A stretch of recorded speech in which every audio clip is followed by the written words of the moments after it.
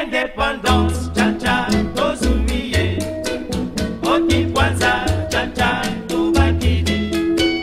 Au table ronde, cha-cha, baganye. Oni panda, cha-cha, tozumiye. Indépendance, cha-cha, tozumiye. Oti kwanza, cha-cha, tubakidi. Au table ronde, cha-cha, baganye. Oni panda.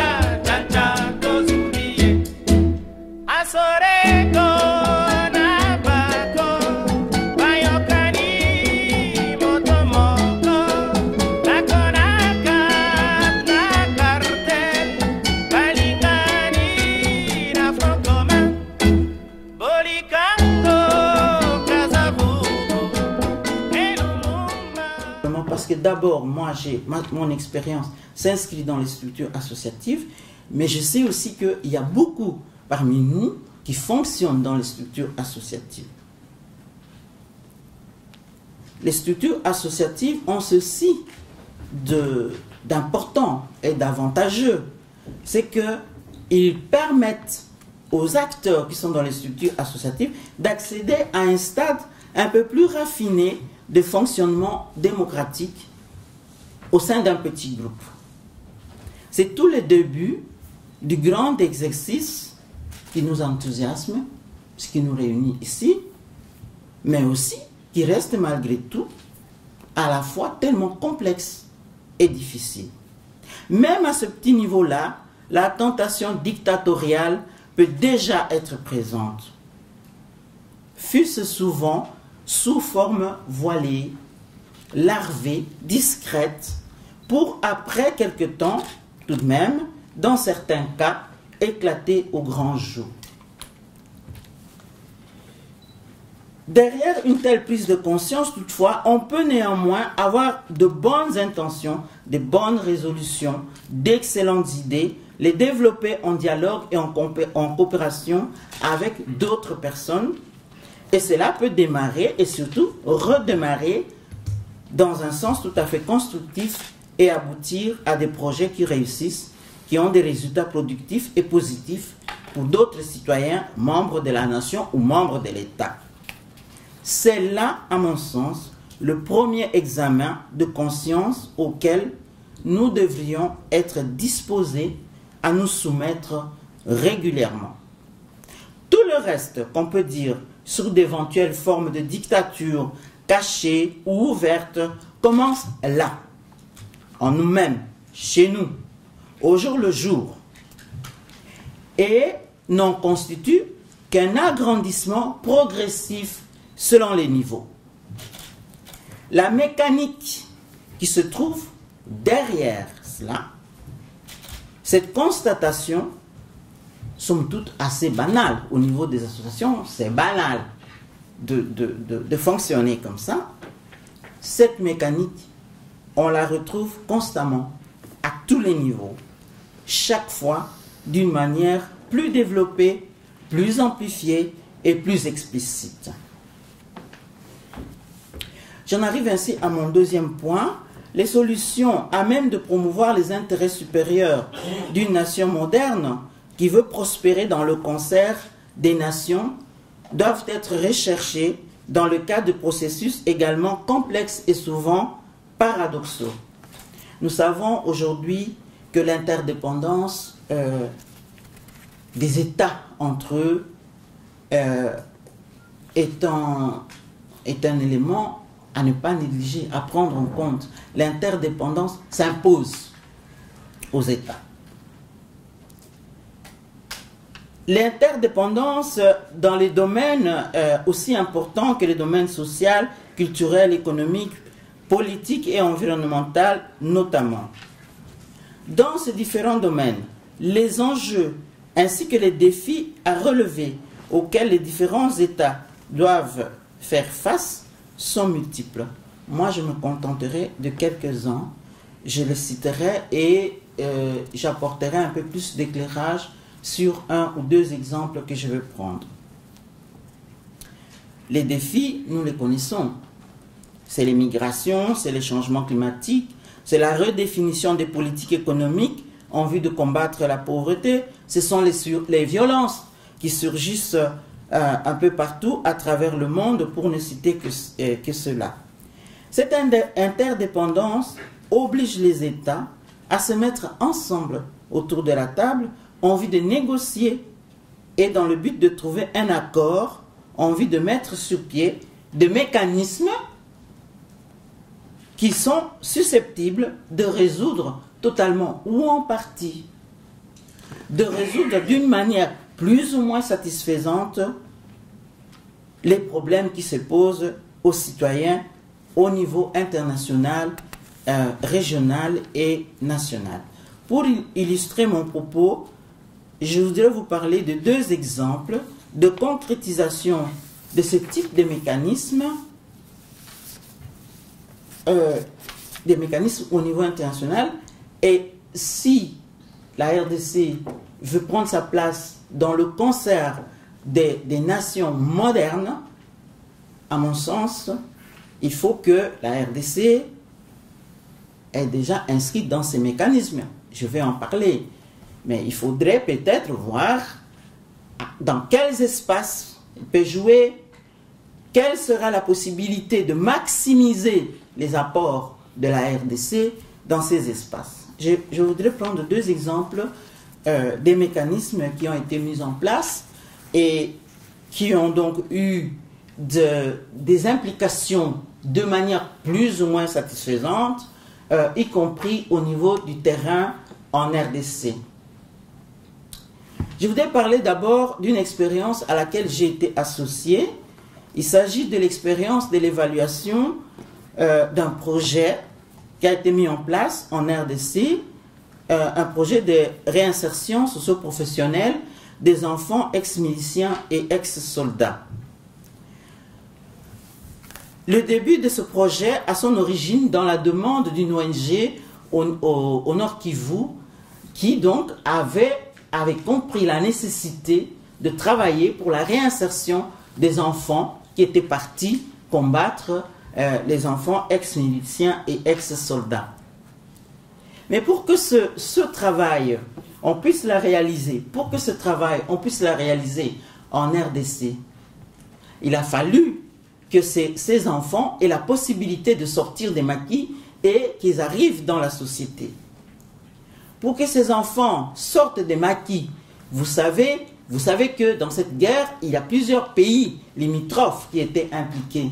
Et donc la solution, il fallait aller la chercher, non seulement au niveau régional, mais aussi au niveau international. Et donc il y a eu des pourparlers au niveau international, et puisque la RDC est membre des Nations Unies, à ce niveau-là, des mécanismes ont été mis en place. À ce niveau-là, ces mécanismes sont passés par des étapes successives jusqu'à arriver au niveau local, là où moi j'ai été impliqué pour aller voir comment se comportaient, comment étaient ces enfants ex-miliciens et ex-soldats. C'est un exemple de mécanisme de va-et-vient entre le niveau international et le niveau national. Et pour la RDC, c'est très important de trouver sa place dans les mécanismes au niveau international, dans les places où se prennent des décisions au niveau international. J'ai parlé maintenant d'un exemple concret de ce projet de réinsertion, mais vous avez aussi d'autres organisations comme l'Organisation mondiale du commerce. La question à se poser, c'est la place de la RDC là-dedans. Et est-ce que la RDC, si elle est là-dedans, est-ce qu'elle se trouve au niveau où se prennent des décisions? Maintenant, vous allez me dire, oui, mais c'est compliqué, les Nations Unies, ça. Oui, c'est compliqué, c'est difficile, c'est complexe, il n'y a rien qui est facile, mais ce n'est que comme ça qu'on peut avancer. Deuxième exemple, alors je termine. Nous suivons tous ce qui se passe au niveau des changements climatiques. Alors, c'est un problème. La RDC, si elle veut avancer et entrer dans le concert des nations modernes, et se développer, etc., il faut que la RDC soit à ce niveau-là où se discutent ces problèmes sur les changements climatiques. Je sais que la RDC est présente, je sais qu'à dans différents espaces, la RDC est présente, mais maintenant, si nous voulons vraiment devenir une nation qui peut prospérer dans le concert des nations, la question qui se pose, c'est une question à approfondir, dans quels espaces nous nous trouvons. Est-ce que nous sommes parmi ceux qui négocient les accords? Est-ce que la RDC se trouve parmi ceux qui préparent les accords? Est-ce que la RDC se trouve au top de ceux qui décident? Ça, c'est des processus qui sont complexes, qui sont difficiles, qui sont souvent paradoxaux. On peut revenir par après sur cela, mais je pense que c'est la condition sine qua non si nous voulons que la RDC entre dans le concert des nations et prospère. Il faut que la RDC maximise ses apports, cherche à s'installer dans ces mécanismes internationaux, à s'installer, à prendre sa place là où se prennent des décisions à ce niveau-là. Et aussi difficile que ça puisse paraître, que les décisions qui sont prises à ce niveau-là puissent se concrétiser au niveau du pays, au niveau des provinces, au niveau des communes, au niveau des villages, etc. Voilà, je vais terminer là.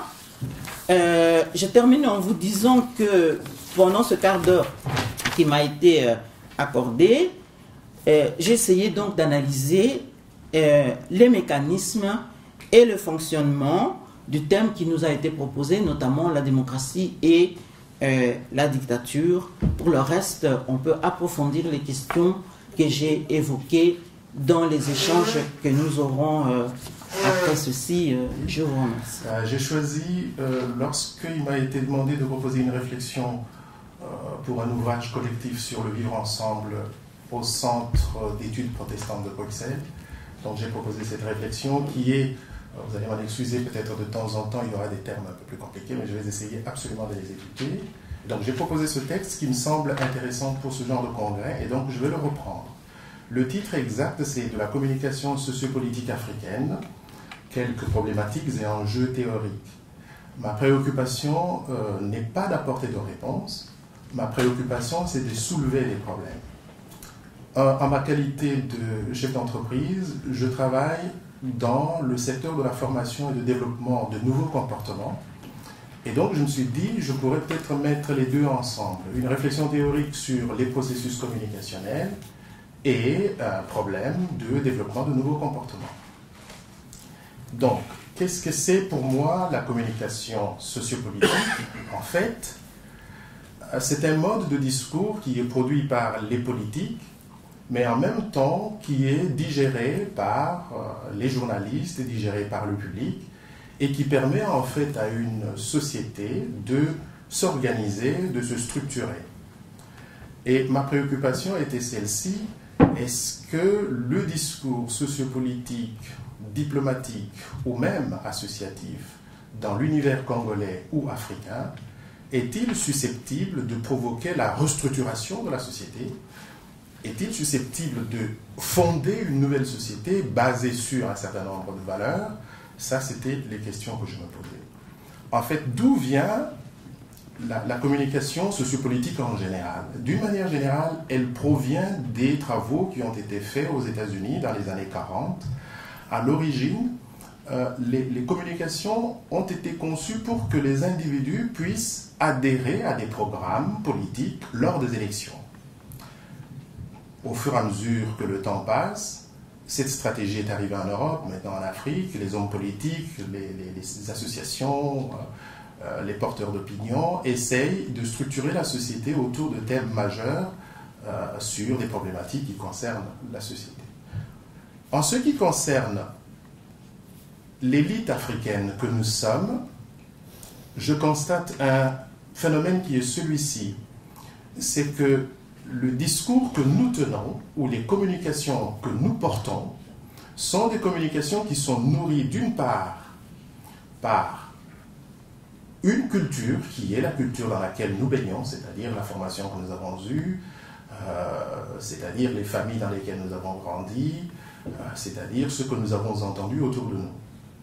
Le problème, c'est celui-ci, c'est que chaque fois que nous allons pouvoir sortir dans le cadre, par exemple, des activités politiques, est-ce que ce que nous produisons est-il réellement une réflexion rationnelle que nous avons bâtie pour l'objectif qui est celui de restructurer la société, ou bien sortons-nous des discours et des communications qui sont des clichés, qui reprennent en fait les anciens clichés qui nous ont été collés, par exemple des paresseux, les gens qui ne respectent jamais de programme, qui arrivent toujours en retard, leurs travaux sont toujours un petit peu farfelus, ça ne commence jamais bien, quand on doit discuter avec eux ou quand on doit mettre en place un projet avec eux, on ne peut pas compter sur eux. Est-ce que nous tenons compte de cela? Madame Okassa avait évoqué un problème très important de l'organisation, la petite organisation en termes d'association. Je vais revenir là-dessus. Ma réflexion, donc, s'articule simplement autour de ces préoccupations qui sont, premièrement, comment s'organise et se tient le discours et la communication dans le milieu africain, en général. La deuxième préoccupation, ça sera comment fait-on pour structurer la société. Et la troisième préoccupation, c'est quels sont nos comportements, quelles sont nos manières d'être, lorsque nous sommes en processus de communication. Alors, l'objectif, ou plutôt un des objectifs des plus importants que je voudrais évoquer en processus de communication, c'est en fait essayer de réhabiliter l'image de l'individu et l'image de la société. Et nous savons que dans la communication politique en Afrique en général, le discours s'organise de telle manière soit à valoriser un individu qui va devenir plus tard le leader de la société, ou à favoriser un groupe, ou généralement à favoriser les groupes qui sont du style des groupes ethniques et des groupes tribaux. La problématique qui est engendrée là, c'est la problématique de leadership. Comment s'organise? Vous allez constater, je pose toujours des questions, donc je n'ai pas de réponse, mais mon objectif c'est de poser ces questions à l'Assemblée. Comment s'organise le leadership au niveau des autorités politiques, par exemple, en Afrique? Nous avons deux manières de concevoir le leadership, qui est le leadership soit autocratique ou le leadership démocratique. Il me semble que pour l'Afrique en général, étant donné que nos dirigeants sont des dirigeants en général qui ne font pas consensus, lorsqu'il s'agit de prendre par exemple la présidence d'un pays, ces personnes, donc ces hommes politiques, ont tendance, lorsqu'ils sont élus, à opter pour le mode de gouvernance ou le mode de communication politique du type autocratique, c'est-à-dire, en d'autres termes, dictatorial.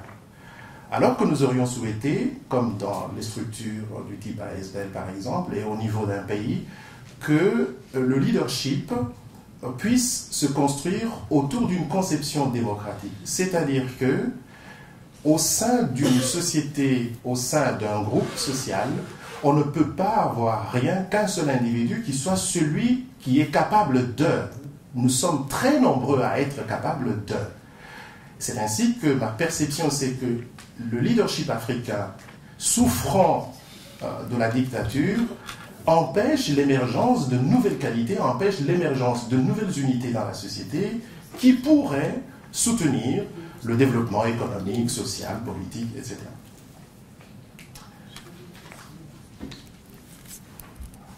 Une autre problématique qui me traverse l'esprit, c'est la problématique des conditionnements. Comment sommes-nous conditionnés individuellement? Il y a deux manières de conditionner. Il y a un conditionnement conscient et un conditionnement inconscient. Et dans nos différentes communications, nous pouvons vérifier individuellement si ce que nous produisons, que ce soit au niveau individuel, au niveau de communauté, au niveau de structure, si ce ne sont pas, par exemple, des conditionnements inconscients qui sont prioritairement employés pour pouvoir communiquer. Alors, dans ces conditionnements inconscients, nous avons toute notre histoire de l'élite africaine depuis, on va dire, depuis le début, depuis l'esclavage, depuis la colonisation. Ce conditionnement-là, qu'on le veuille ou non, parfois on le nie, il est présent chez nous. Il est très présent dans nos comportements et dans notre système de communication parce que nous constatons, dans les recherches sur le terrain, nous constatons que, par exemple, l'élite africaine que nous sommes, nous avons beaucoup de mal à nous faire valoir du point de vue de la qualité du travail, du point de vue de la qualité identitaire, lorsque nous sommes en face d'autres cultures, en face des Belges, des Américains, etc. Il y a une sorte de complexe d'infériorité qui est plus ou moins congénital, qui nous empêche d'être brillants, que ce soit chez nous ou ailleurs. Et ça, c'est une problématique fondamentale.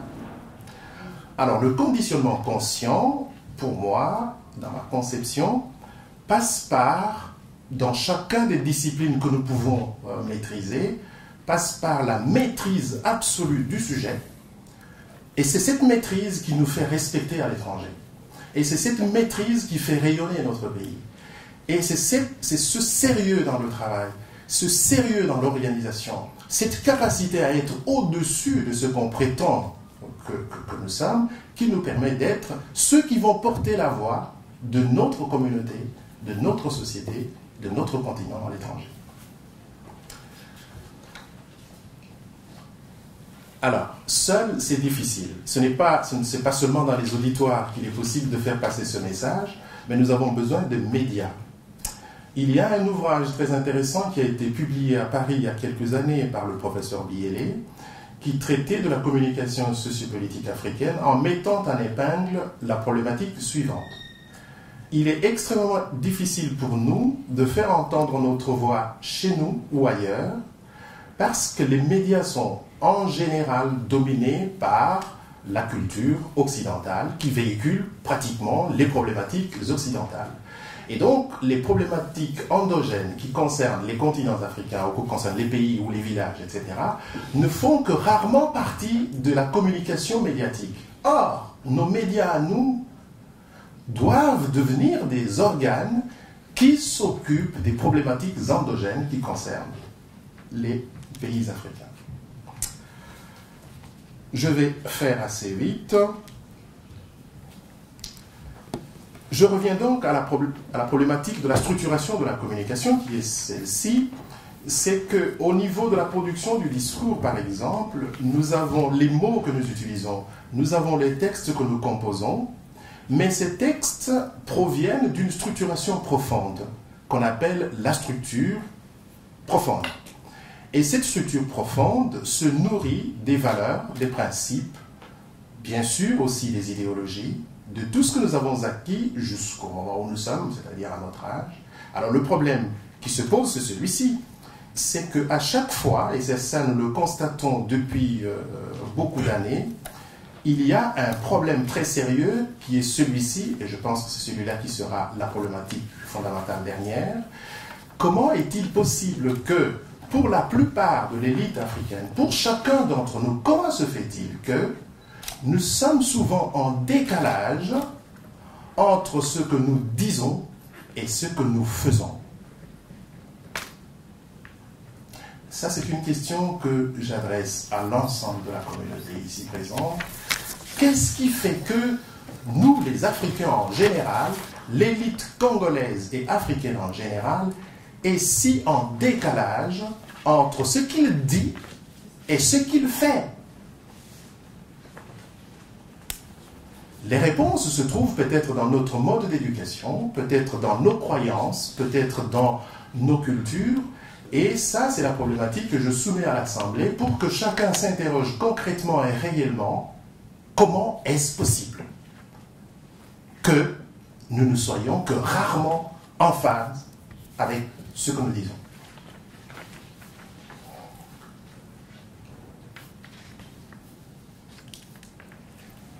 Je vais conclure par une petite réflexion qui est celle-ci. Si nous ne faisons pas attention au mode de communication politique, sociale, culturelle et même médiatique que nous utilisons, ce qui va se présenter, ce sont des phénomènes que nous avons constatés ailleurs, c'est-à-dire au niveau local. Nous constatons que le discours se nourrit davantage des prétextes et des préjugés qui sont d'ordre soit tribal, régional, etc., ou même ethniciste. Ça, c'est très dangereux parce que nous connaissons les conséquences. Lorsque nous regardons l'histoire du Rwanda, nous savons comment ça s'est passé lorsque le discours s'était transformé en discours ou en communication tribale ou ethnique.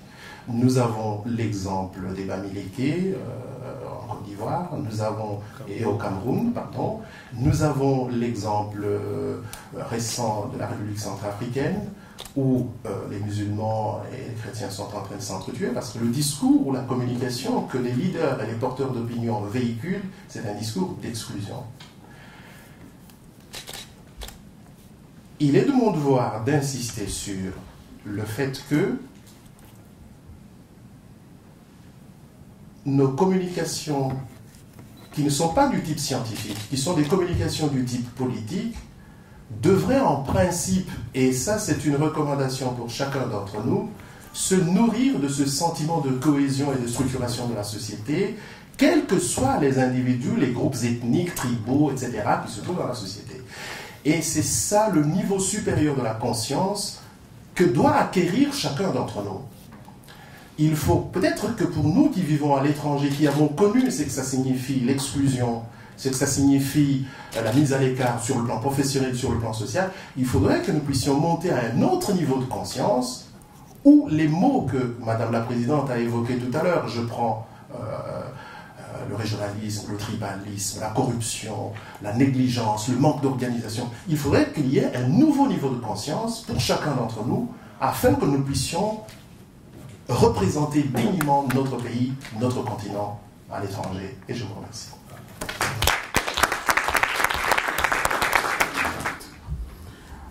Autre facteur explicatif, ce sont les faiblesses de l'État. Bon, il faudrait évidemment s'étendre peut-être à d'autres occasions, mais là on est déjà dans les facteurs endogènes. Nous n'avons pas de carte d'identité nationale. La gestion de l'État civil au Congo pose problème, comme dans d'autres pays africains d'ailleurs. Il est rare que notre armée puisse défendre l'intégrité territoriale sans aide étrangère. Donc ça, c'est quelques manifestations des faiblesses de l'État qu'il faudrait aussi pouvoir creuser pour expliquer les phénomènes qui nous intéressent ici. Mais je vais me concentrer sur ce qui constitue l'intitulé de mon texte, à savoir la conscience citoyenne. C'est cela d'abord que je vais explorer, le déficit de conscience citoyenne.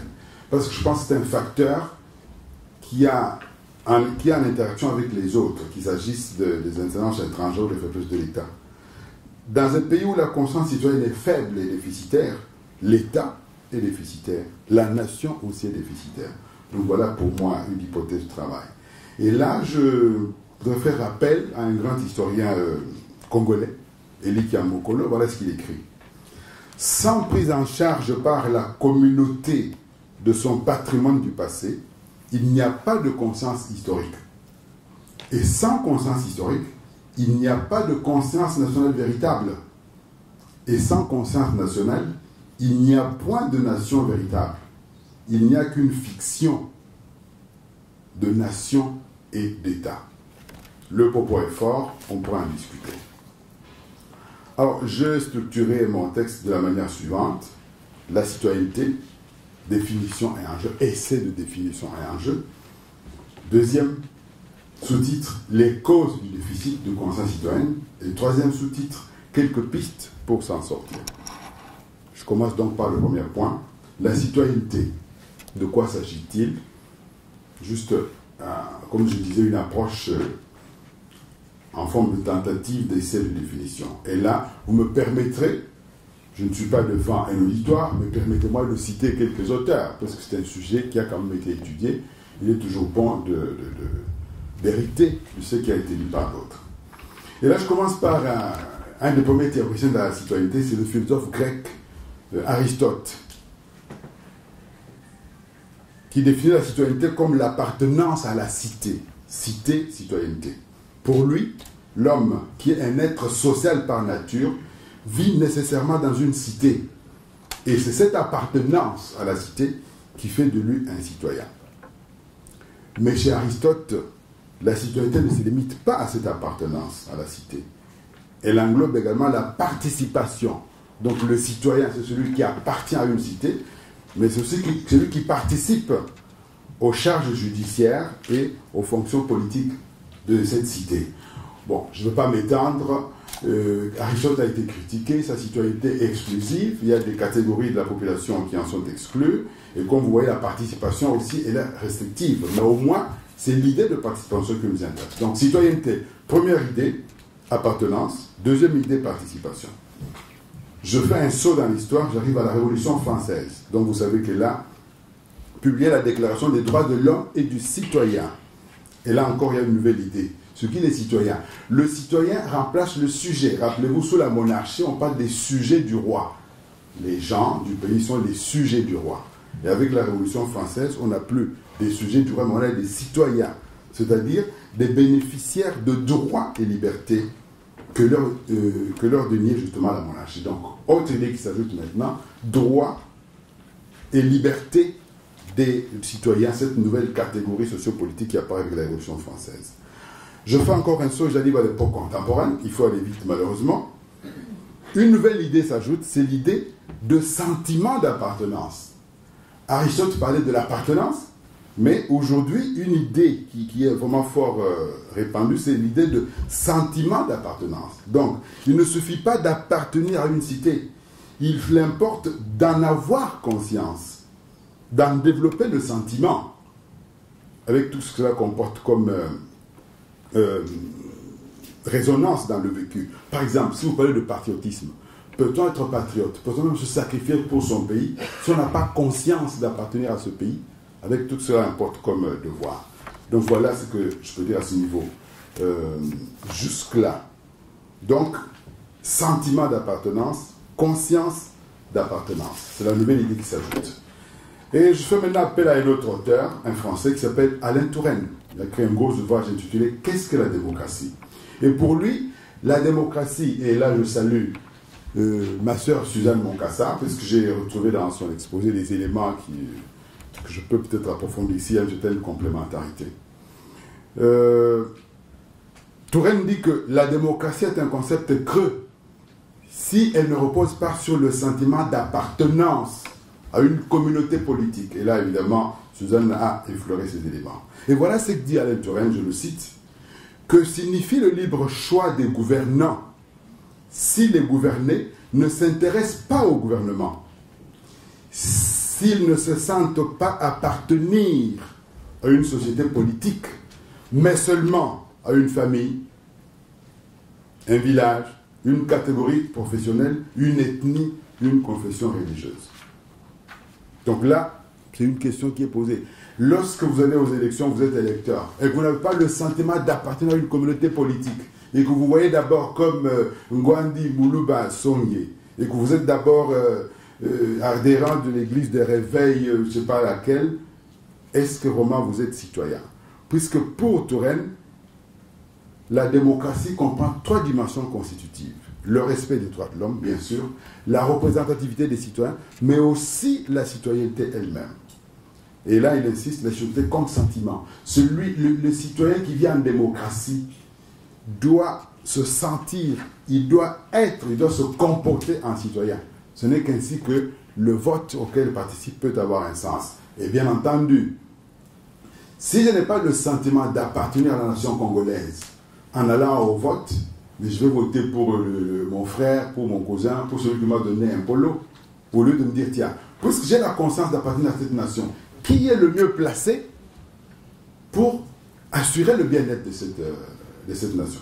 Donc le sentiment d'appartenance est un élément extrêmement important dans la définition de la citoyenneté. Autre élément important, puisqu'il faut aller vite, c'est la responsabilité. Cela aussi a été évoqué par Suzanne, je crois. Un citoyen ne vit pas seulement dans une cité. Parce que parfois, moi, je taquine mes étudiants en disant, vous êtes des habitants du Congo. Vous n'êtes pas des citoyens congolais. Et là, je vous pose la question, sommes-nous des citoyens congolais ou des habitants du Congo? Puisqu'un citoyen ne vit pas seulement dans une cité, il s'inscrit dans une histoire Il participe d'une culture et d'un héritage qui fonde son sentiment d'appartenance à une terre, à une nation. Alors, qu'en est-il de Congolais? Est-ce que nous sommes conscients de partager une histoire? Quel est notre héritage commun? La question est posée. J'ai trop cité des penseurs occidentaux. Permettez-moi de faire appel maintenant à notre culture traditionnelle. Juste 2 adages. Je suis Kassaïen, je peux citer des adages Luba. Moi, c'est Nende Mwanyoko. Celui avec qui tu vis, celui avec lequel tu partages la terre, c'est vraiment le fils de ta mère. Moi, je vois là des jalons, je vois là des prémices d'une conception africaine de la citoyenneté. Donc, le fait de vivre ensemble, le fait de partager le destin commun dans un espace, cela fait de nous de concitoyens, quelles que soient par ailleurs nos origines ethniques. C'est très important, je vais y revenir. Deuxième élément, en Djilouba encore, Mukalenga Kakuidi Choto, Akuile Bantubonso. Choto, c'est le clan. Bantubonso, c'est le tout venant, tout habitant du pays. Et vous voyez comment notre pensée traditionnelle est subtile. Il y a ici un clivage qu'on instaure entre le clan et le tout venant, Montuyons. Et il est dit que le pouvoir politique n'est pas au service du Choto, du clan, non. Le pouvoir politique est au service de Bantu Bonso, donc Moutunios, comme on dirait en lingala, je prononce mal sans doute. Alors, ce clivage-là, nous devions le creuser, les penseurs africains doivent le creuser, puisque nous avons nos propres traditions qui peuvent alimenter une réflexion sur la citoyenneté. Alors, très rapidement, ce déficit de citoyenneté, qui n'est pas contesté, je crois, comment l'expliquer?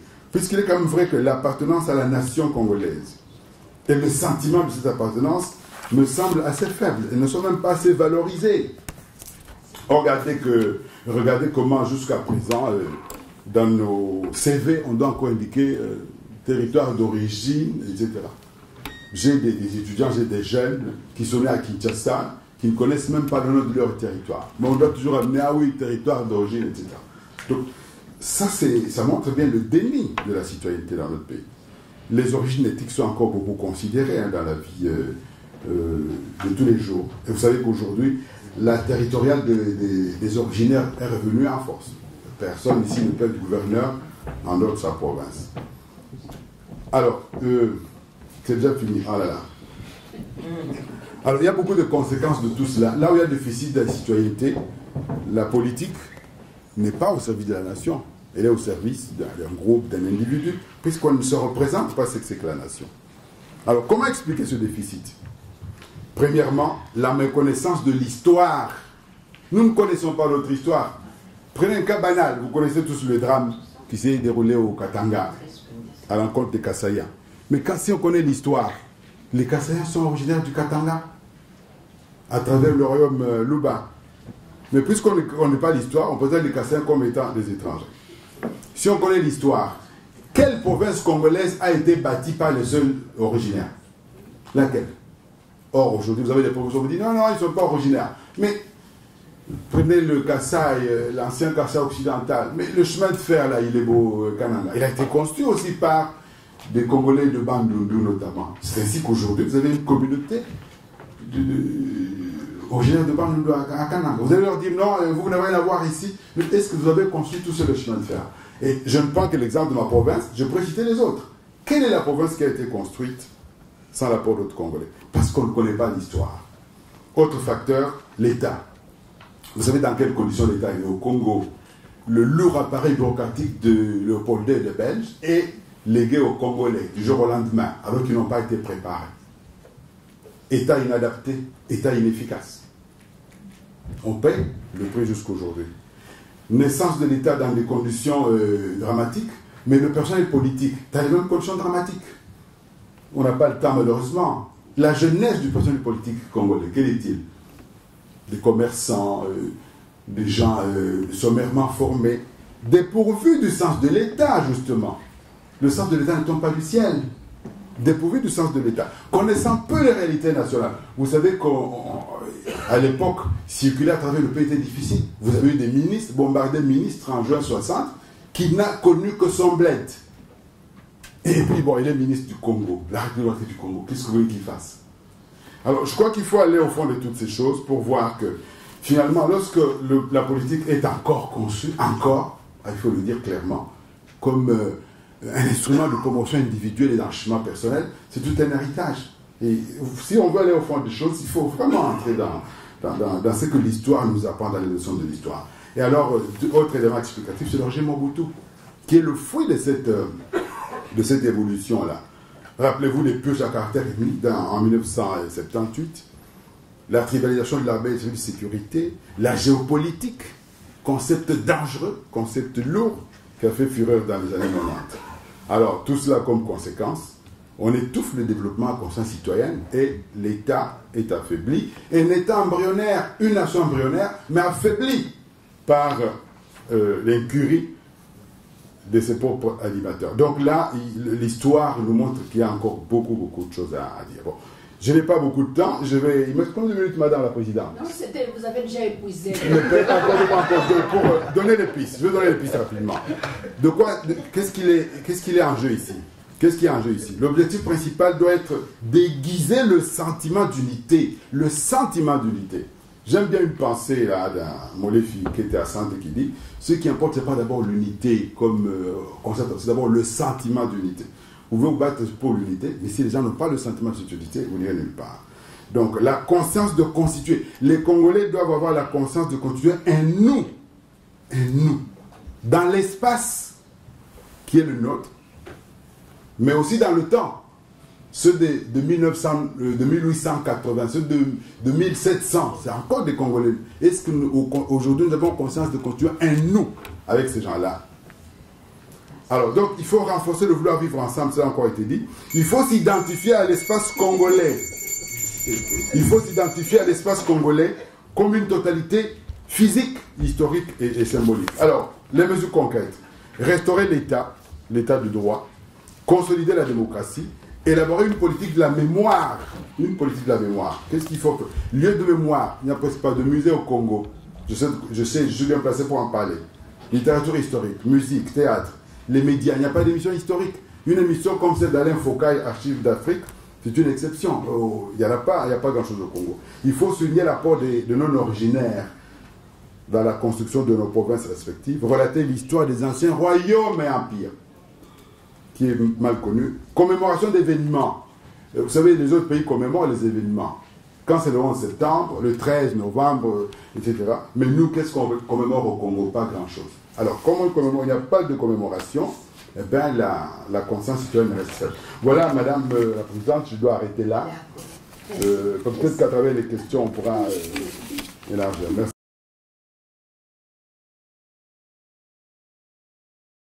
Vous avez très bien expliqué la tendance et le risque dictatorial dans les milieux associatifs, mais aussi la subtilité. Ne pensez-vous pas qu'il faille avoir des garde-fous, puisque le risque est potentiellement grand? D'après vous, quels seraient ces garde-fous à mettre en place? Ma deuxième question au professeur de Lubumbashi. Monsieur, vous avez posé beaucoup de questions, notamment le décalage qu'il y a entre ce que les Africains disent et ce qu'ils font.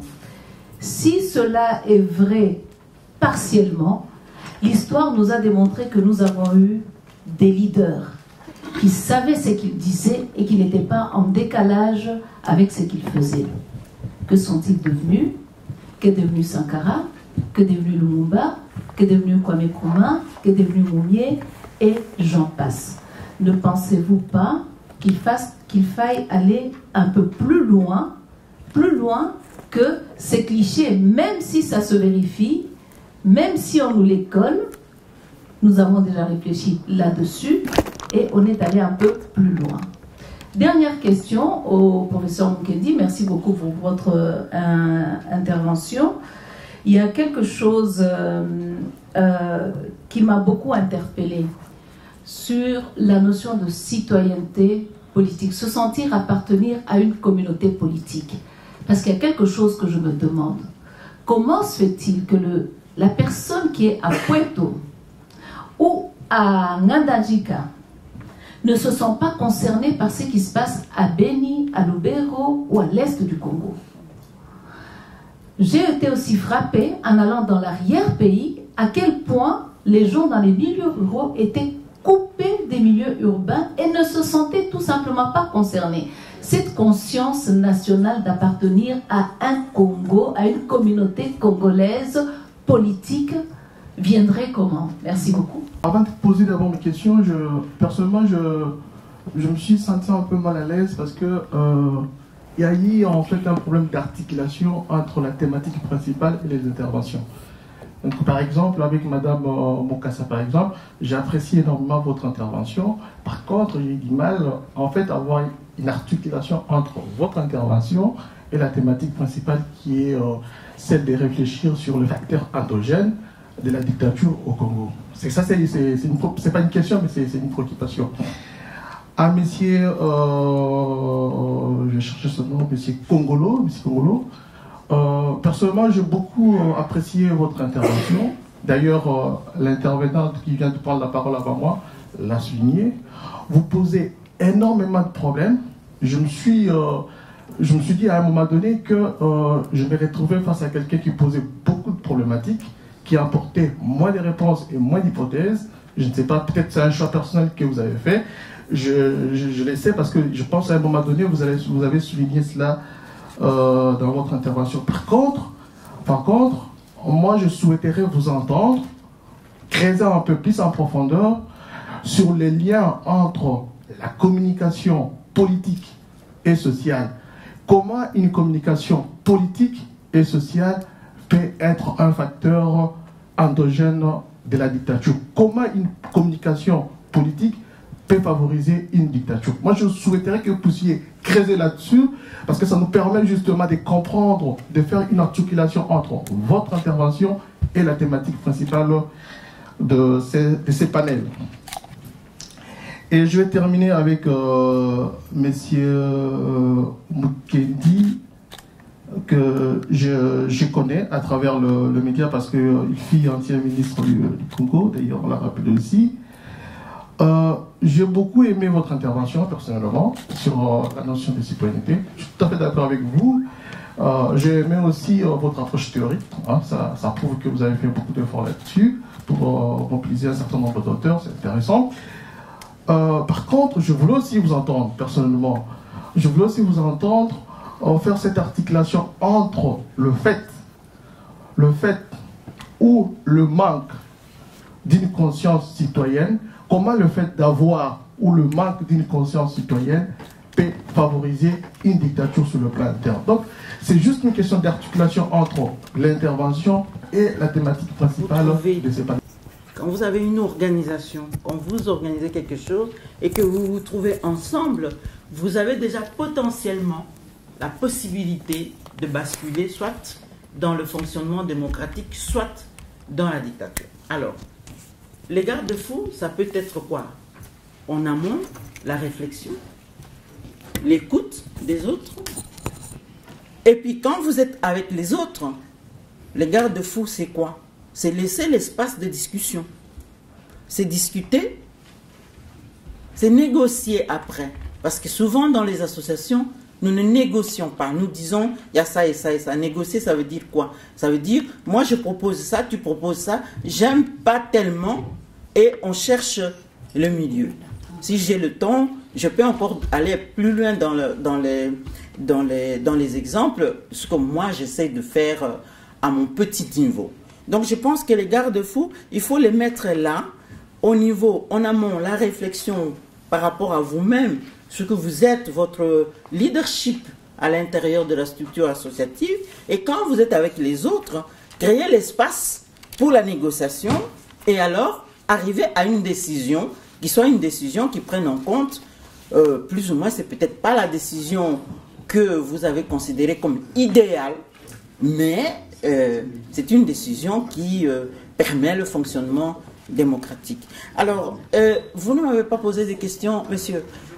Oui, vous posez pas de questions, mais j'ai été interpellé, d'accord? Mais je comprends votre réflexion. Juste un mot pour dire que on nous a proposé une thématique, on nous a demandé de réfléchir. Et il y a toujours la réflexion et l'action. Et moi, j'ai bien aimé la manière dont la Convention des Congolais de l'étranger a fait la proposition de programme. Parce que là, vous avez des possibilités de réfléchir, mais vous avez aussi des possibilités de voir des actions, des exemples des actions. Et moi, j'ai choisi de faire une réflexion au niveau du mécanisme même et du fonctionnement, quel que soit le lieu où tu te trouves, quel que soit le niveau de pouvoir dans lequel tu te trouves, tu retrouveras toujours le même mécanisme et le même fonctionnement en ce qui concerne la démocratie et en ce qui concerne la dictature. Alors je termine en disant, j'en ai parlé aussi dans mon intervention, si nous ne sommes pas responsables, nous créons des vides, les vides qui vont être occupés par ce que nous disons, nous appelons la dictature, etc. Mais c'est nous qui devons, notre responsabilité consiste à être continuellement préoccupés par le fait de ne pas laisser de vide quelque part. Vous avez la parole. Oui, d'abord, Madame Nandou, ma chère Louise, le Congolais de Poitou n'a pas la conscience d'appartenance, tu as pu te rendre compte, mais tu dis maintenant comment faire pour aller de l'avant. La première chose, le Congolais de Poitou, de Ngandajika, s'il ne sent pas que l'État répond à ses besoins, il n'y a pas besoin de sortir citoyen. Vous savez qu'aujourd'hui, il y a une boutade qui est sur la Kinshasa. Je veux dire en lingala, un très mauvais lingala, évidemment. Mokango bateka, mutuna mutu azwa, était inaye. Oui, c'est une boutade, mais en fait, d'une résonance tragique. Quel pays ça? Qu'on le vende, hein? Et chacun prendra sa part. Donc, cela signifie que les faiblesses de l'État, et là je reviendrai tout à l'heure, ont une interaction avec le défi de conscience citoyenne. Lorsque l'État ne répond pas à tous les besoins de la population en termes de sécurité, de bien-être, de rayonnement international, etc.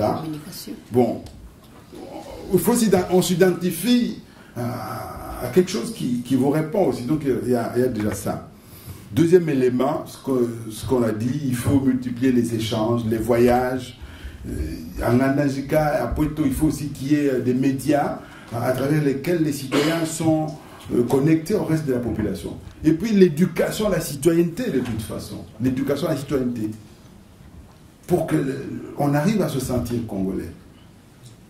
Bon, mais on pourrait... parce que c'est vraiment tragique. D'ailleurs, il ne faut même pas aller à Poitou. Déjà à Kinshasa, il y a des gens qui ne savent même pas qu'à Beni, il y a tous ces massacres de Congolais. On est là, quasiment indifférents. Donc il y a vraiment un problème de fond. On n'a pas la conscience d'être un nous. Un nous, ça signifie, comme on dit, je m'excuse, hein, j'aime bien citer les adages, mais je connais principalement ceux du Tiluba. Beaucoup attendent, beaucoup attendent chez nous. Donc, lorsque la tête est malade, mais le corps aussi est malade.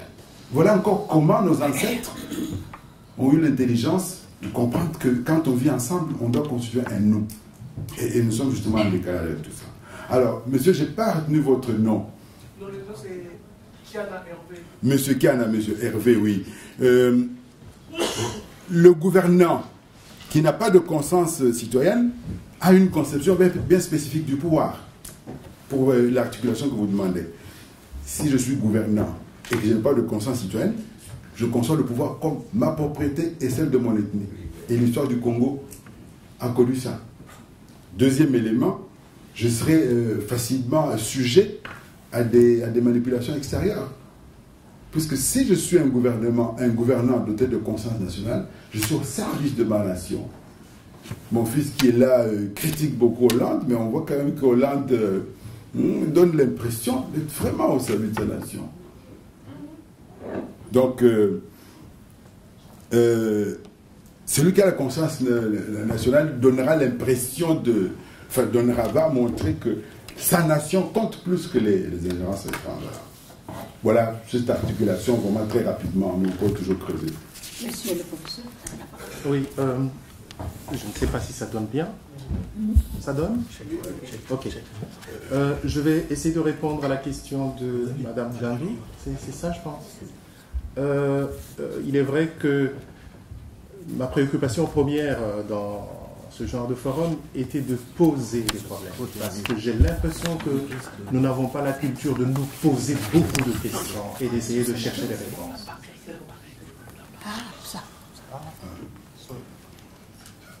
Et donc, le décalage entre... Merci. Le décalage entre ce que nous disons et ce que nous faisons, il est clair que dans l'histoire, nous avons eu des hommes qui ont été en phase avec ce qu'ils disaient et qui essayaient de démontrer par le comportement que ce qu'ils disaient allait de pair avec ce qu'ils avaient dans leur propre conscience. Je prends, vous avez cité Lumumba Sankara. Ici, j'ai fait juste une synthèse. Toutes ces personnes sont dans le texte que j'ai déjà remis aux organisateurs. Vous pouvez lire. Je vais prendre des cas. Si nous prenons le cas de Lumumba, par exemple, sur qui j'ai consacré 8 ans de ma vie pour rédiger une thèse de doctorat, vous allez vous rendre compte que dans le combat vis-à-vis de la colonisation, il était en phase avec ce qu'il disait. Mais est-ce que vous avez jeté un coup d'œil dans l'organisation du cabinet Lumumba? Je pense que je vous ai donné la réponse. Je prends la question de M. Kiana. Je ne vais pas être long. Alors, l'articulation qui existe entre mon propos sur la communication politique et les facteurs endogènes de la dictature, c'est ceci. Lorsque vous regardez, comme le disait mon collègue tout à l'heure, lorsque vous regardez l'histoire du Congo, je vais prendre le cas de Mobutu, par exemple, la constitution, donc la communication politique, par exemple, on fait une constitution. Au bout de quelques temps, Mobutu s'organisait pour changer continuellement la constitution en sa propre faveur. Ce qui signifie que ce qu'il dit en public est rarement en accord avec la réalité sur le terrain. Et cela n'est pas seulement pour les dirigeants politiques. J'en suis absolument témoin.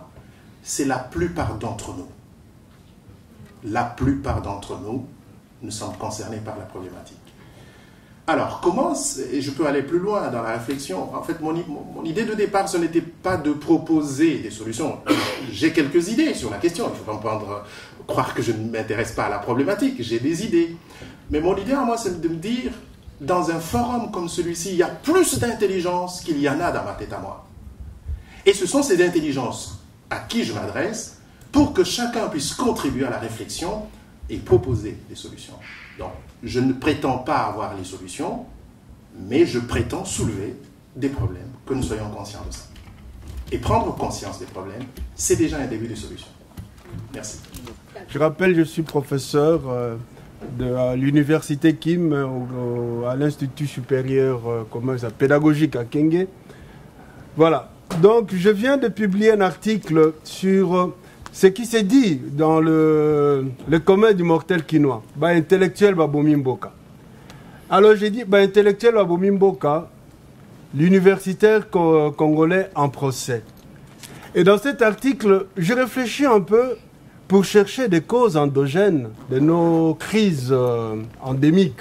Et par rapport à ce qui est dit, je me dis, est-ce que, partant de ce que vous avez dit, le décalage entre le dire et le faire, quand je vois dans la culture anglo-saxonne, quand dire c'est faire chez Wittgenstein, et par rapport à la mission prométhéenne de l'université, est-ce qu'il n'y a pas un problème justement au niveau de l'intellectuel congolais qui ne met pas en phase l'idéal universitaire, ce qu'on a appris à l'université pour qu'on puisse devenir réellement des lumières dans la société?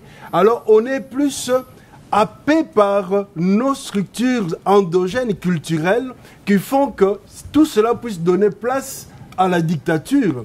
Au lieu de promouvoir la probité intellectuelle, la probité éthique, la probité morale, non, on se laisse prendre par les aléas venant de l'appartenance tribale, par la peur de pouvoir faire grandir la vérité, par le culte de la personne, de l'autorité comme le veut la culture africaine. Tout cela semble être pour moi des résistances. Alors nous, comme intellectuels aujourd'hui, réfléchissant sur l'avenir de notre pays, nous devons peut-être commencer par dire qu'avons-nous étudié, comment pouvons-nous apporter ça dans notre société pour combattre tout cela. Sinon, si nous restons que des instruits et non pas des intellectuels, excusez-moi de le dire, nous resterons toujours dans cette situation que nous déplorons. Et quand on parle de... quand on parle de la conscience, je pense quand même aujourd'hui, on est d'accord de dire que le Congo s'est échappé de la balkanisation grâce aux communs, à ses enfants, contrairement aux politiques. Donc l'homme congolais à la base a quand même une petite conscience, mais qu'il faut renforcer. Mais moi je pense, revenant à mon article, c'est le politique, c'est l'homme politique, c'est l'intellectuel qui fait défaut, parce que la conscience, elle fait partie des échecs et des victoires. Mais comment on capitalise nos échecs et nos victoires pour créer cette conscience nationale, patriotique et bâtir une vraie nation? Je voudrais, avant toute chose, remercier ceux qui ont pris l'initiative d'organiser cette rencontre ce jour. L'an 2016 est une année de tous les enjeux dans notre pays en ce qui concerne l'alternance politique au sommet du pays.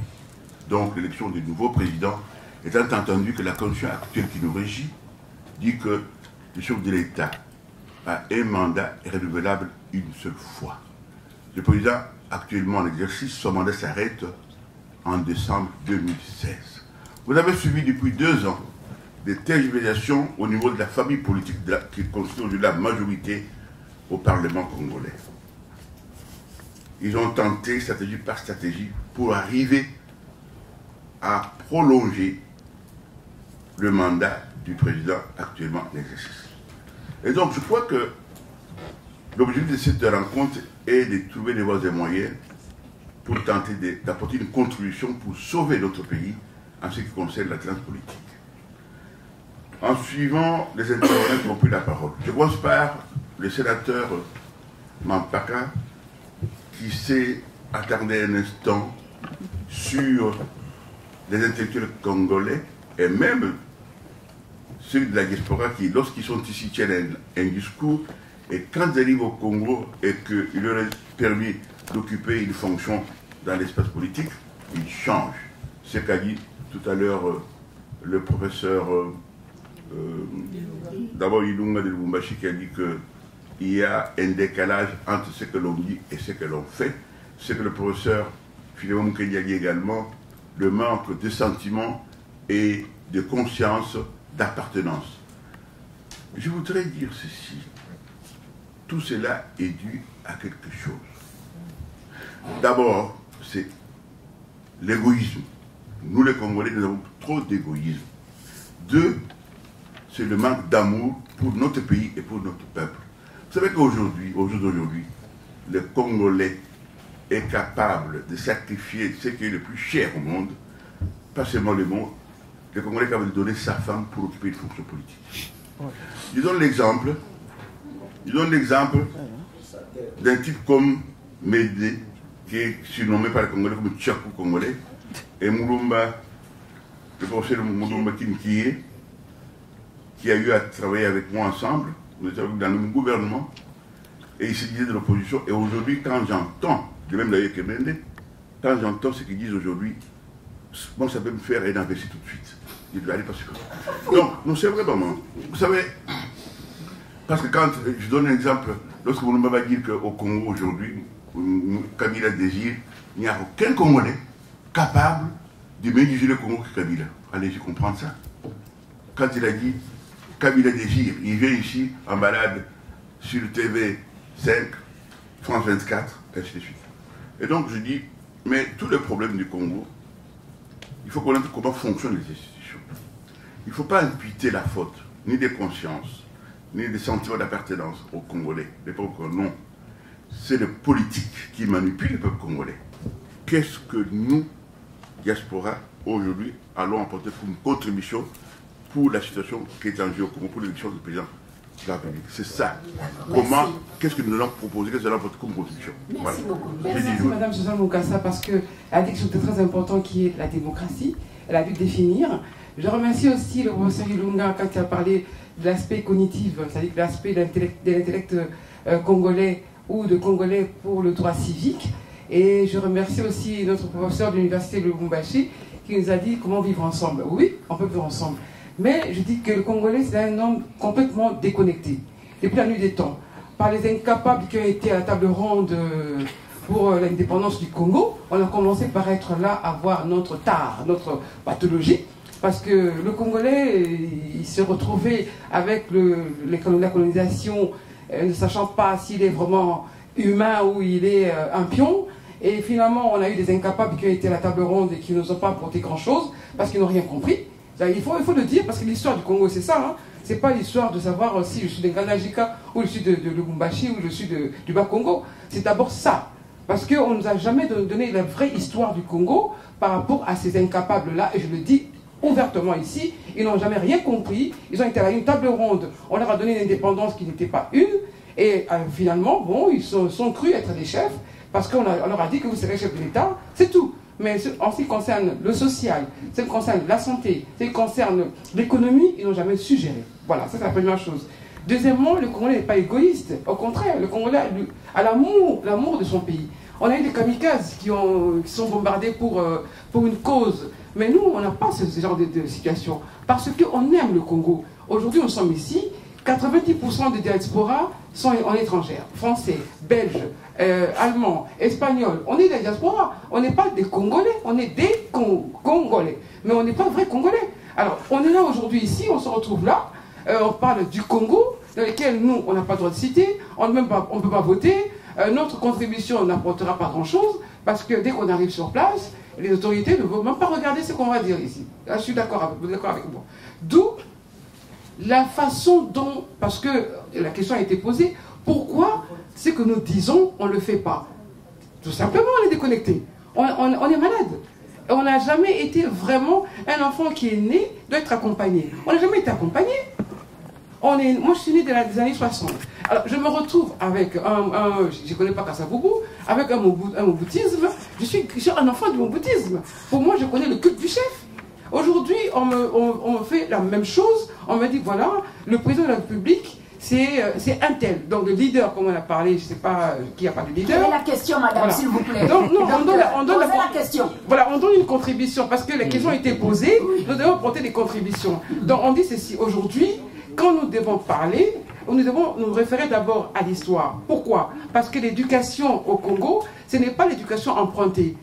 Quand on ne sait pas écrire d'abord son propre nom dans sa langue maternelle, on ne peut pas se dire qu'on est lettré ou alphabétisé.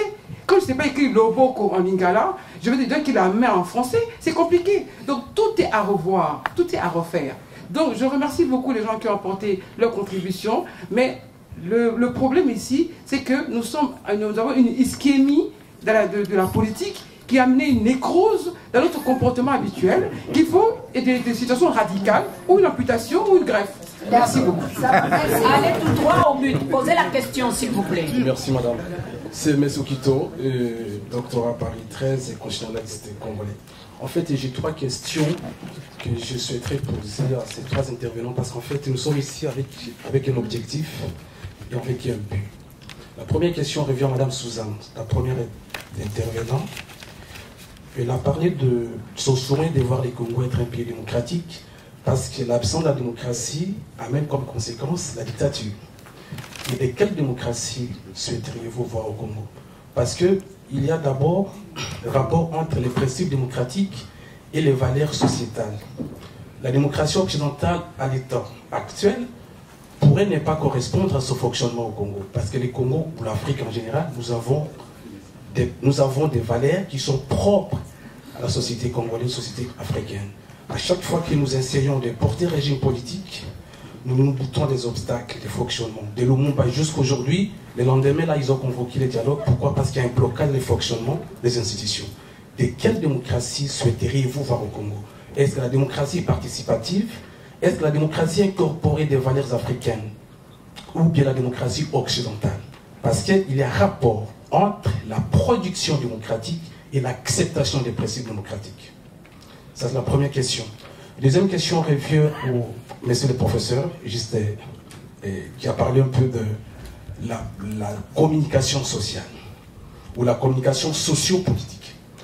Je ne crois pas, monsieur le professeur, qu'il s'agit d'une adaptation de la communication sociale ou de la mal-perception de la communication sociale qui pose problème, mais de la compréhension de la communication sociale. Ce n'est pas la communication comme telle. Parce qu'en politique, il n'y a personne qui peut présenter une offre complète. Même ici, dans des sociétés où nous vivons, on peut présenter un projet de société, mais on ne serait pas obligé de l'appliquer intégralement. Ce n'est pas question de la production de la communication, mais de la compréhension de la communication par les gouvernés. Parce que si les gouvernés n'arrivent pas à comprendre la communication politique qui est préparée par l'élite ou les dirigeants, cette communication ne peut pas produire des effets. Bon, troisième question revient à monsieur le professeur. Juste pour démontrer, monsieur le professeur, parce que vous avez parlé un peu de la crise d'identité ou l'absence des nous collectifs. Ce qui est nécessaire parce que les nous collectifs nous permettent de défendre les valeurs communes pour le vivre ensemble, défendre la patrie, défendre tout ça, monsieur le professeur.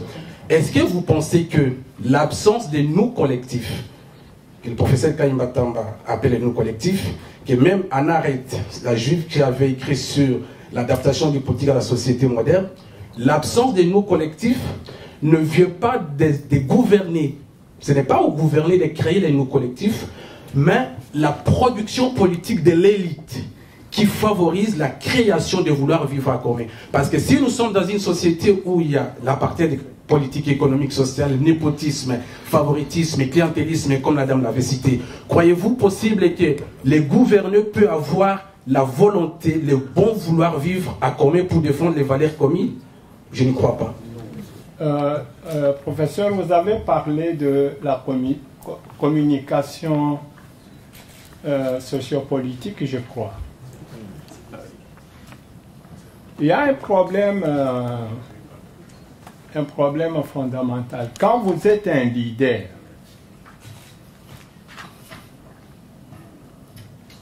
si il n'y a pas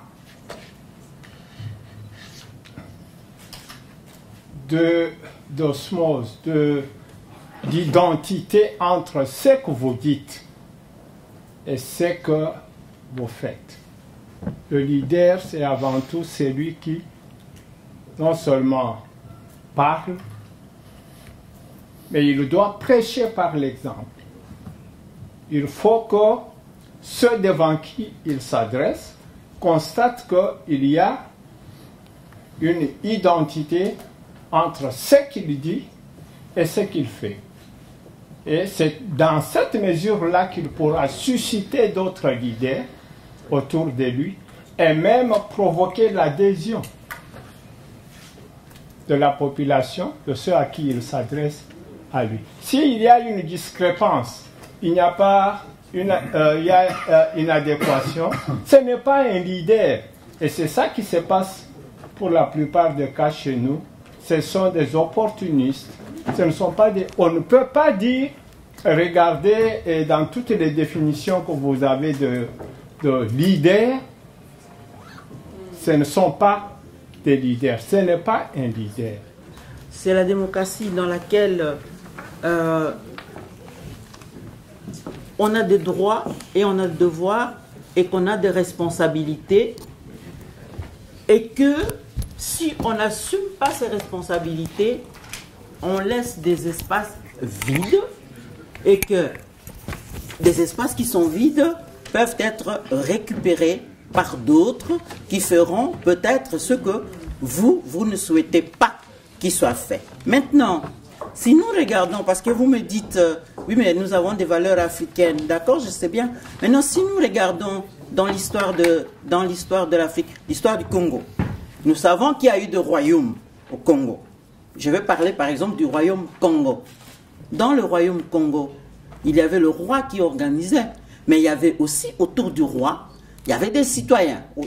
En utilisant notre langage d'aujourd'hui, nous dirons, il y avait le peuple, il y avait des individus, il y avait des personnes qui avaient des responsabilités, qui devaient répondre à ces responsabilités. Le roi avait le devoir de faire en sorte que son royaume soit bien gouverné, qu'il y ait à manger pour les gens, que les choses se portent bien, etc. etc. Mais non, nous utilisons le terme de démocratie. Vous me dites, oui, mais de quelle démocratie vous parlez? Oui, bien sûr, je sais que si vous regardez l'histoire de l'évolution des concepts et tout ça, je sais bien que le mot démocratie n'est pas né chez nous, le terme n'est pas né chez nous, mais si vous regardez les réalités qui sont vécues, quand vous prenez un État, vous prenez des citoyens qui sont là, vous pouvez quand même faire les comparaisons. Juste un mot sur la question des valeurs. Moi, je pars du principe des valeurs humaines, qui sont des valeurs humaines qui sont valables partout. La seule chose qui change, c'est, compte tenu de l'environnement social, psychologique, environnemental, etc., la façon de vivre ces valeurs peut être différente. Et donc, si nous sommes au niveau de la démocratie en tant que mode d'organisation politique, n'oublions pas que si nous voulons que le Congo évolue dans le concert des nations, le Congo, il aura à négocier avec d'autres États. Alors, les valeurs, nos valeurs, il faut les réfléchir. Parce que quand vous allez négocier avec les autres, vous allez apporter quoi? Vous allez dire aux autres, ça ce sont nos valeurs, je me cramponne. Non, parce qu'il y a des négociations, et dans les négociations, et c'est ça notre rôle aujourd'hui, il faut réfléchir, qu'est-ce qui est bon à prendre, qu'est-ce qui n'est pas bon à prendre, quand on va dans les négociations au niveau international, qu'est-ce qu'on avance, qu'est-ce qu'on retire, etc. Moi, la démocratie en tant que mode d'organisation politique, c'est de cette manière-là que je le comprends. Je reviens à la question pardon, deux mots. La question du décalage. Oui, très vite. La question du décalage entre le dire et le faire. Nous sommes dans une réflexion de type politique. Le décalage entre le dire et le faire, c'est vrai que ça existe, mais je pense aussi que dans un contexte politique, quand vous êtes en négociation avec d'autres, vous devez voir ce que vous dites, ce que vous ne pouvez pas dire, ce que vous pouvez dire en ce moment-ci, et ce que vous devez attendre de dire, parce que si vous le dites, peut-être que vous risquez de faire dévier les négociations qui sont en cours. Il y avait un problème de corruption, un problème, je pense, je ne me rappelle plus la question parce qu'il a fait un témoignage, mais je vais lui donner l'exemple. En fait, il n'est plus là. Bon, je voulais lui donner l'exemple. Je le donne quand même. Je suis un enseignant, je sais que le Congo est pétri de corruption. Et au niveau individuel, voici comment je fais quand j'entre dans un auditoire pour la première fois. Et Dieu merci, ça marche. Je dis aux étudiants que ça fait 29 ans que je donne cours dans les universités et je n'ai jamais été corrompu ni par le sourire, ni par le sexe, ni par les relations, ni par l'argent. Donc, si un étudiant a l'intention de venir me corrompre ou de m'envoyer mon collègue pour parler pour lui ou de m'envoyer quelqu'un, non seulement je viendrai en parler ici en public, dans l'auditoire, mais également j'écrirai une lettre de protestation, même si je sais qu'elle n'aura pas d'effet, mais au moins j'en parlerai publiquement. Je dis, si je n'en parle pas dans l'auditoire, je vais en parler dans la cour ou à la bibliothèque, je vais réunir les étudiants, leur dire, voilà, tel m'a demandé de changer ses points pour aller de l'avant. Voilà. Donc, on ne me l'a jamais demandé. Alors, je prends un autre... tout à l'heure, il y avait un monsieur qui disait, je ne crois pas que la communication sociale et politique pose problème dans la production, mais non, beaucoup plus dans la compréhension. Mais messieurs, mais vous plaisantez ou quoi? Parce que, je vous donne un exemple, deux exemples simples. Les conseillers qui accompagnent un leader d'opinion, un leader politique, choisissent des mots, des phrases, etc. C'est dans la construction du discours même que ça pose problème. Exemple, en 1960, c'est le discours tribaliste qui a fait fuir les Luba du Kasaï occidental vers le Kasaï oriental. C'est la production, bon sang, c'est pas l'interprétation. Je prends le cas du Katanga, il y a quelques années, la production du discours de Kyungu Wakumanza a provoqué les dégâts que vous connaissez. Mais où est-ce que vous êtes? C'est la production qui est d'abord le plus gros problème. L'interprétation est individuelle et appartient au groupe. Attention aux discours régionalistes, tribalistes, les discours d'exclusion. Voilà. Pour M. Mpouila, je pense qu'il m'a aidé à tout simplement comprendre que bon, nous devons donner des exemples en tant que leader. Moi, j'en donne, j'essaye d'en donner. Voilà. Voilà, je vais aussi être à M. Cheikh Fitaoui. Vous avez raison, j'aurais dû parler de l'enseignement, qui est vraiment un creuset de la conscience citoyenne. Bon, maintenant on n'a pas le temps. Les premières années, c'était l'histoire des mères et des Perses, à l'école primaire et secondaire. Après, il y a eu le civisme, c'était plutôt du bouddhisme. Maintenant, on parle d'initiation à la citoyenneté, à la nouvelle citoyenneté. Mais je crois qu'on se recherche encore par rapport à ces programmes. Parce que quand on voit les cours d'éducation à la citoyenneté, ils sont aussi divers qu'elles de professeurs. Donc nous sommes devant un défi, c'est vraiment inventer une pédagogie de la citoyenneté, aussi bien à l'école qu'en dehors de l'école. Et c'est tellement important que quand on voit la corruption endémique dans le pays, si on ne relève pas le défi de la citoyenneté, c'est un problème. Justement, là, j'embrasse ce que disait mon collègue de tout à l'heure. Bon, on peut toujours attaquer l'intellectuel. Hein. Il y a des intellectuels, entre guillemets, hein, ministres, etc., députés. Bon, on voit ce qui se passe. Mais la question est celle-ci. Premièrement, ces intellectuels que nous prétendons être, nous avons une formation eurocentrique. Est-ce que nous sommes préparés à prendre vraiment à bras le corps les lames de fond de notre société? Tous, tant que nous sommes là, notre formation, nos concepts de référence, c'est eurocentrique. Est-ce que nous sommes préparés à aborder les questions de notre société? Venez voir nos cours. Vous verrez parfois des syllabus gros comme ça, qui n'ont aucun rapport avec le vécu des Congolais. On est professeurs, etc. Donc le problème est très grave. Vous parlez de l'intellectuel, très bien. Mais quel est le processus de formation de cet intellectuel?